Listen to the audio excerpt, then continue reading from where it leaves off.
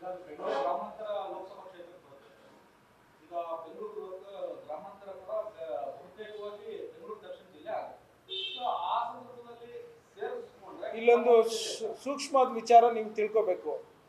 ಕುಣಿಗಲ್ನ ಬೆಂಗಳೂರು ಗ್ರಾಮಾಂತರ ಲೋಕಸಭೆಗೆ ಸೇರಿಸಿದವರು ಯಾರು? ಅವತ್ತಿನ ದಿನ ಯಾರು ಅಧಿಕಾರದಲ್ಲಿ ಇದ್ರು, ಯಾರು ಸೇರಿಸಿದ್ರು ಅನ್ನೋದನ್ನ ಮಾಧ್ಯಮ ಮಿತ್ರರು ನೀವು ಅದನ್ನ ಅವಲೋಕನ ಮಾಡಬೇಕು.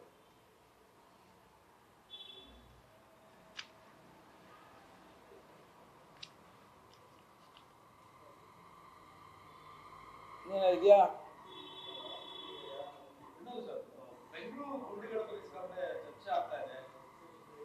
ನಾನು ಇವತ್ತು ಹೇಳ್ತೇನೆ, ಯಾವುದೇ ಒಂದು ರೋಡು 5 ವರ್ಷ ಇರ್ಬೇಕ್ರಿ.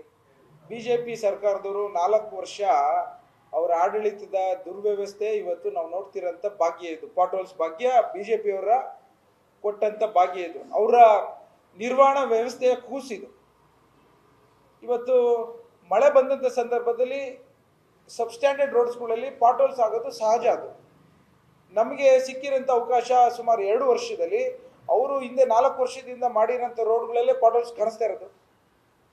ಸೊ ಅದನ್ನು ಸರಿಪಡಿಸ್ಲಿಕ್ಕೆ ಸರ್ಕಾರ ಎಡೆಬಿಡದೆ ವಾರ್ಫುಟಿಂಗಲ್ಲಿ ಮಾಡ್ತಾ ಇದ್ದಾರೆ. ಆಲ್ಮೋಸ್ಟ್ ಇವಾಗ 70% ಪಾಟೋಲ್ಸ್ಗಳು ಮುಚ್ಚಿದ್ದಾರೆ.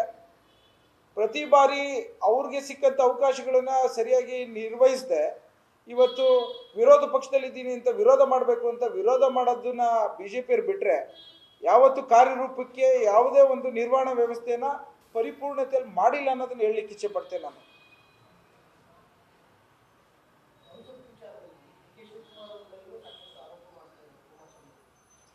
ಈಗ 2020 ಗೌರ್ಮೆಂಟ್ ಇದೆ, 2020 ಗೌರ್ಮೆಂಟ್ ಇತ್ತಲ್ಲ, ಅವಾಗ ಚೀಫ್ ಮಿನಿಸ್ಟರ್ ಕುಮಾರಸ್ವಾಮಿ ಅವರು ಇದ್ರು. ಆಗ 5 ಟೌನ್ಶಿಪ್ ಮಾತಾಡಿದ್ರು. ನಂದಗುಡಿ, ದೇವನಹಳ್ಳಿ, ಆನೇಕಲ್ಲು, ಬಿಡದಿ ಟೌನ್ಶಿಪ್ಪಲ್ಲಿ ಮಾತಾಡಿದಾಗ ಅವರು ಚಿಂತನೆ ಸರಿ ಇತ್ತೆ.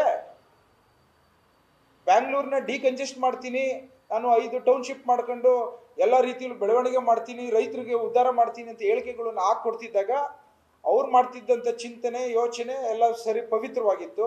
ಇವತ್ತು ಅದೇ ಕೆಲಸವನ್ನು ಮುಂದುವರಿಸುವಂಥ ಪ್ರಯತ್ನವನ್ನು ಡಿ ಕೆ ಶಿವಕುಮಾರ್ ಸಾಹೇಬರು ಮಾಡಿದ್ರೆ ಅಪವಿತ್ರ, ಎಲ್ಲ ಕೆಟ್ಟದು. ಇವರೆಲ್ಲ ಡಿ ಕೆ ಶಿವಕುಮಾರ್ ಸಾಹೇಬರು ಇವತ್ತು ಪಾವಗಡನ ಏಷ್ಯಾದಲ್ಲಿ ಬಿಗ್ಗೆಸ್ಟ್ ಸೋಲಾರ್ ಪಾರ್ಕ್ ಮಾಡಿದ್ರು.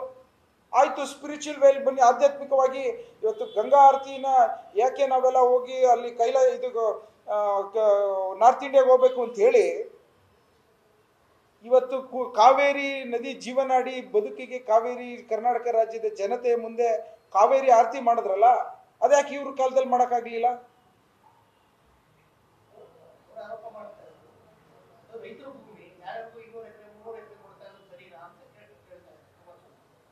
ಅರೆ ಇವಾಗ ಯಾವುದೇ ಅಭಿವೃದ್ಧಿ ಆಗಬೇಕಾದ್ರೆ ಭೂಮಿಯ ಬಳಕೆ ಬಹಳಷ್ಟು ಮುಖ್ಯ.